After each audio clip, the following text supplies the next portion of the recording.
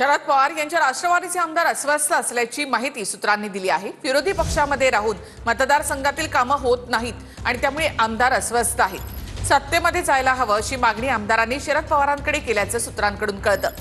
मात्र भाजपसोबत युती करणार नाही अशी भूमिका शरद पवार यांची असल्याची माहिती देखील सूत्रांनी दिली आहे।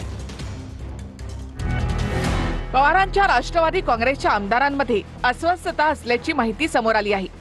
विरोधी पक्षामध्ये असल्यामुळे मतदारसंघातील कामं होत नसल्यानं आमदारांमध्ये अस्वस्थता आहे अशी माहिती आहे। कामं होत नसल्यामुळे सत्तेत असायला हवं अशी मागणी काही आमदारांनी पवारांकडे केल्याची माहिती आहे।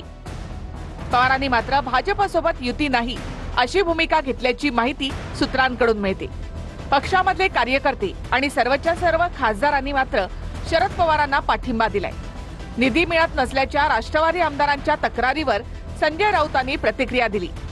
शिवसेनेचे 20 आमदार जरूर त्यांना खंत आहे की सत्ताधारी पक्षांना 200 कोटी रुपयाची कामं मिळतात, आम्हाला मिळत नाहीत। तरी ते लोकांमध्ये आहेत, लोक त्यांच्या बरोबर आहेत। सुप्रिया सुळे यांनी अजितदादांसोबत युती करण्याच्या प्रश्नावर खोचक उत्तर दिलं।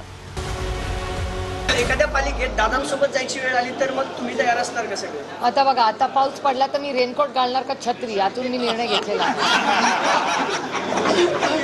जेव्हा होईल तेव्हा कळेल। पाऊस हा ज्यावेळेस वादळ रूपी येतो त्यावेळेस छत्रीलाही ऐकत नाही आणि रेनकोटालाही ऐकत नाही। काय निर्णय करायचा आहे तो त्यांचा विषय आहे।